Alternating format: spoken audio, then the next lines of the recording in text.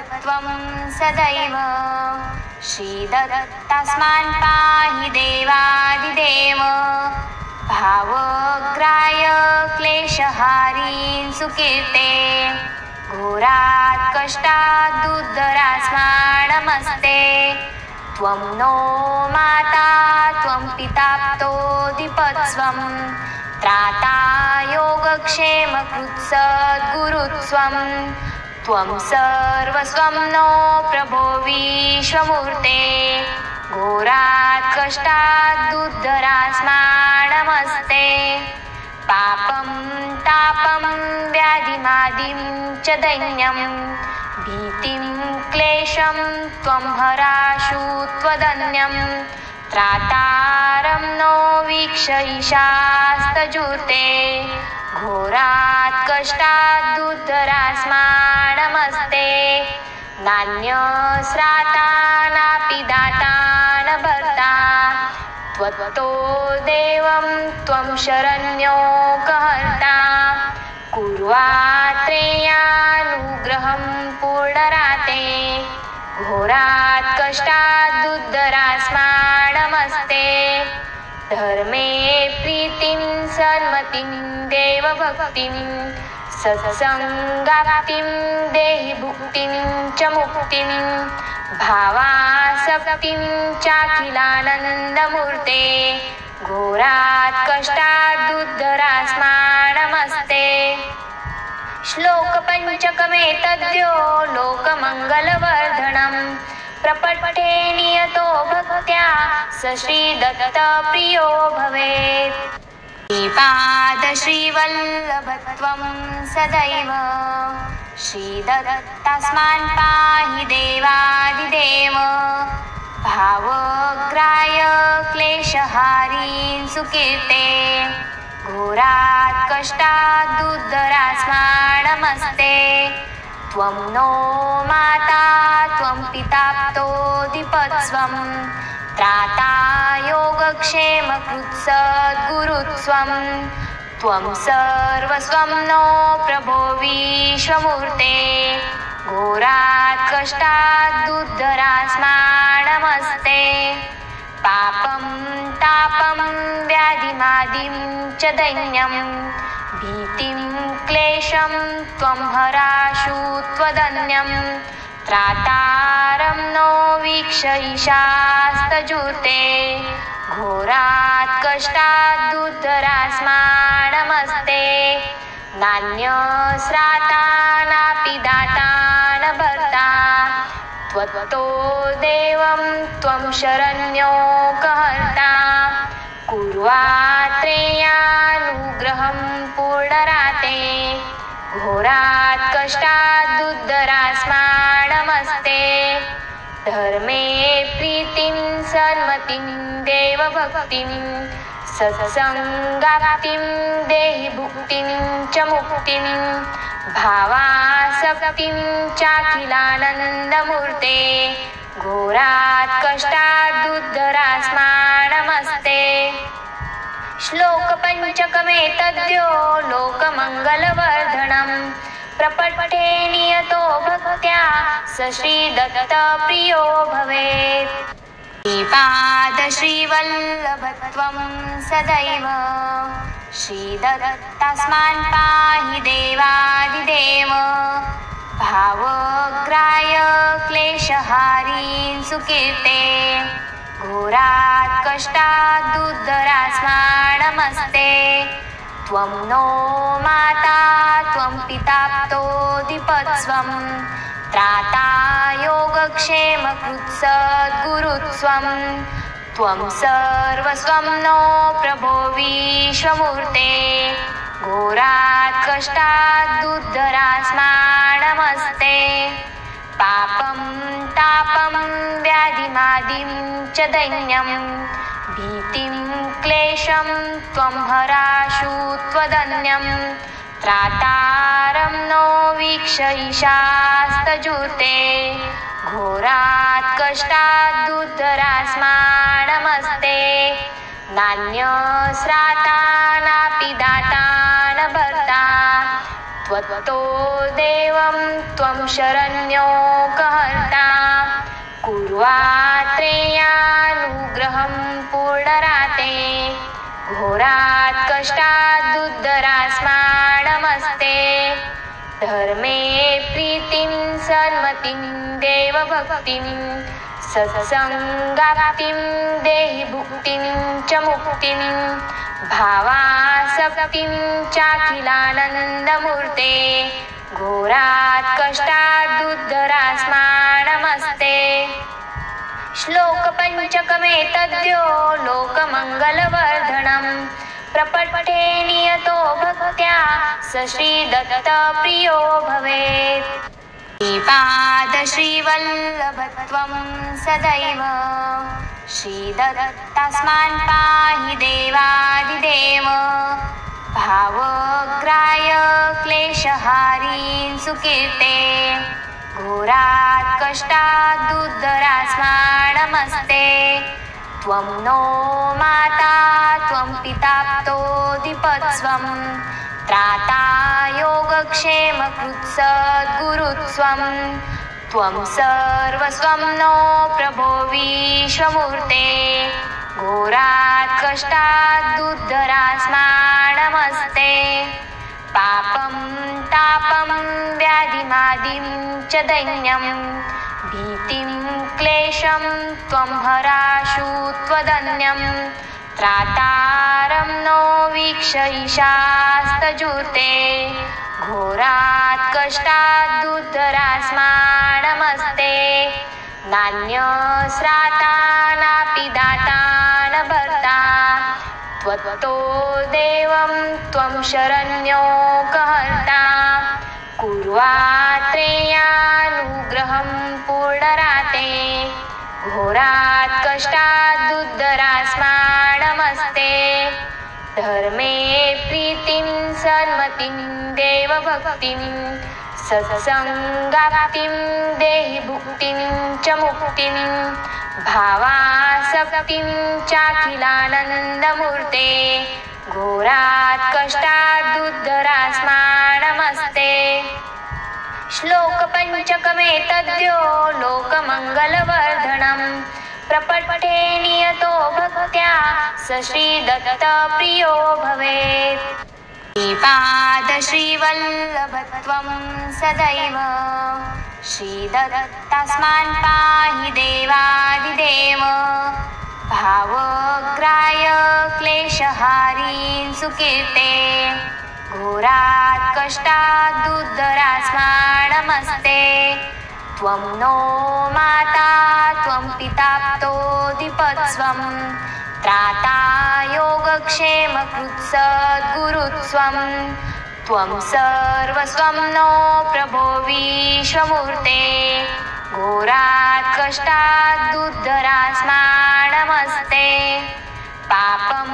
तापं व्याधिमादिं च दैन्यं भीतिं क्लेशं त्वं हराशु त्वदन्यं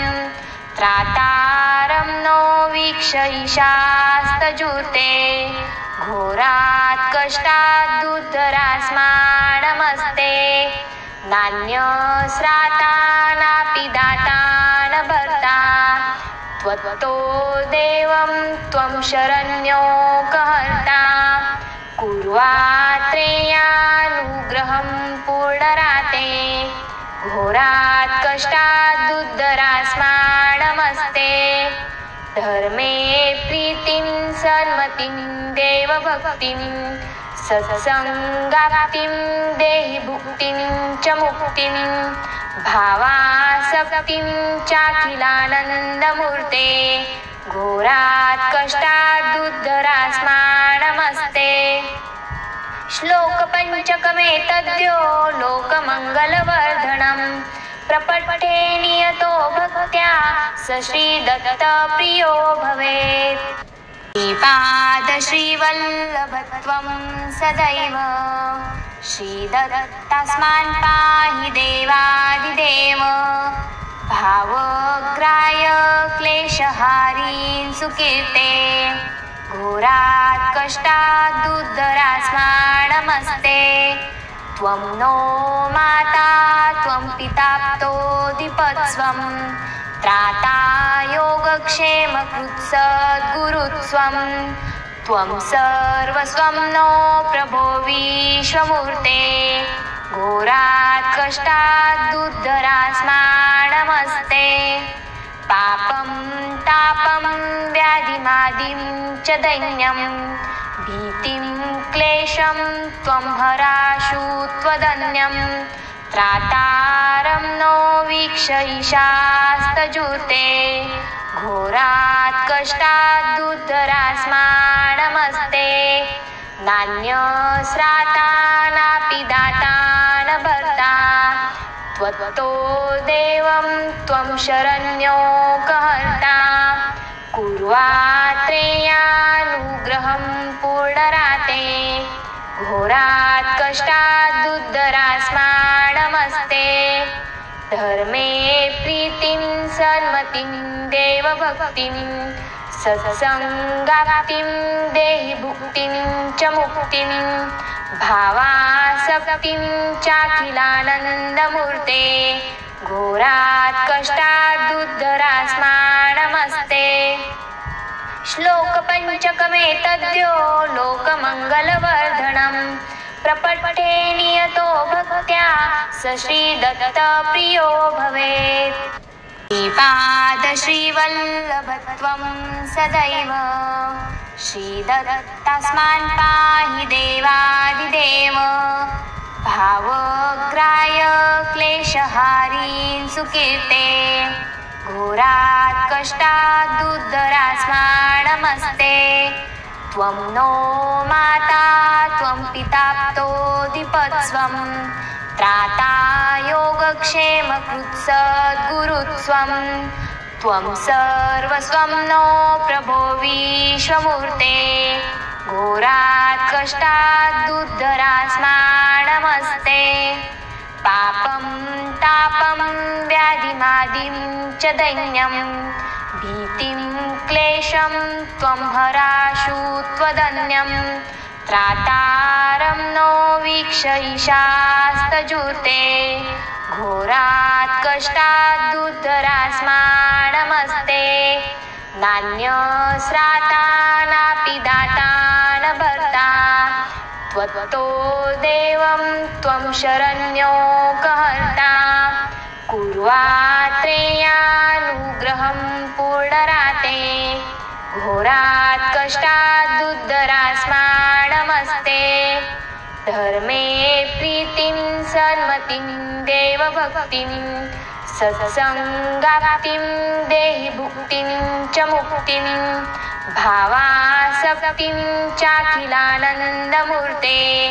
घोरात् कष्टादुद्धरास्माणमस्ते श्लोकपञ्चकमेतद्यो लोकमङ्गलवर्धनं प्रपठे नियतो भक्त्या स श्रीदत्तप्रियो भवेत् श्रीपादश्रीवल्लभत्वं सदैव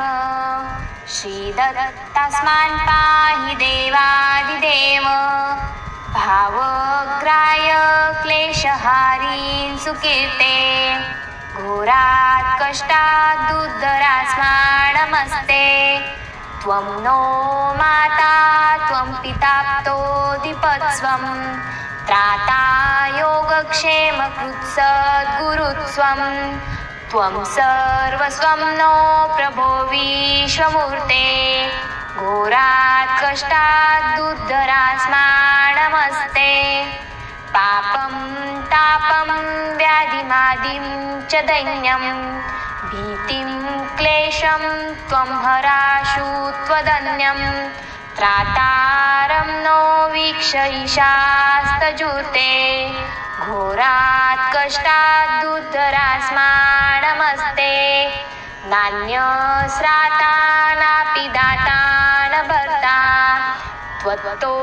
देवं त्वं शरण्यो कहर्ता कुर्वात्रेयानुग्रहं पूर्णराते घोरात् कष्टादुद्धरास्माणमस्ते धर्मे प्रीतिं सन्मतिं देवभक्तिं सत्संगाप्तिं देहि भुक्तिं च मुक्तिं भावासक्तिं चाखिलानन्दमूर्ते घोरात् कष्टादुद्धरास्माणमस्ते। श्लोकपञ्चकमेतद्यो लोकमङ्गलवर्धनं प्रपठे नियतो भक्त्या स श्रीदत्तप्रियो भवेत्। श्रीपादश्रीवल्लभत्वं सदैव श्रीदत्तास्मान् पाहि देवादिदेव भावग्राह्य क्लेशहारीन् सुकीर्ते घोरात् कष्टादुद्धरास्माणमस्ते।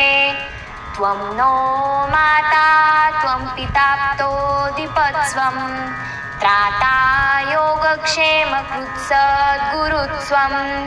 त्वं सर्वस्वं नो प्रभो विश्वमूर्ते घोरात् कष्टादुद्धरास्माणमस्ते। पापं तापं व्याधिमादिं च दैन्यं भीतिं क्लेशं त्वं हराशु त्वदन्यं त्रातारं नो वीक्षयिषास्तजुते घोरात् कष्टादुद्धरास्माणमस्ते। नान्यस्राता नापि दाता न भर्ता त्वत्तो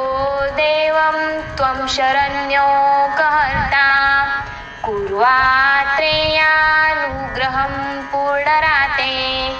घोरात् कष्टादुद्धरास्माणमस्ते। धर्मे प्रीतिं सन्मतिं देवभक्तिं सत्संगाप्तिं देहि भुक्तिं च मुक्तिं भावासक्तिं चाखिलानन्दमूर्ते घोरात् कष्टादुद्धरास्माणमस्ते। श्लोकपञ्चकमेतद्यो लोकमङ्गलवर्धनं प्रपठे नियतो भक्त्या स श्रीदत्तप्रियो भवेत्। श्रीपादश्रीवल्लभत्वं सदैव श्रीदत्तास्मान् पाहि देवादिदेव भावग्राह्य क्लेशहारीन् सुकीर्ते घोरात् कष्टादुद्धरास्माणमस्ते। त्वं नो माता त्वं पिता प्तोदिपत्स्वं त्राता योगक्षेमकृत्सद्गुरुत्वं त्वं सर्वस्वं नो प्रभो विश्वमूर्ते घोरात् कष्टादुद्धरास्माणमस्ते। पापं तापं व्याधिमादिं च दैन्यं भीतिं क्लेशं त्वं हराशु त्वदन्यं त्रातारं नो वीक्षयिषास्तजुते घोरात् कष्टादुद्धरास्माणमस्ते।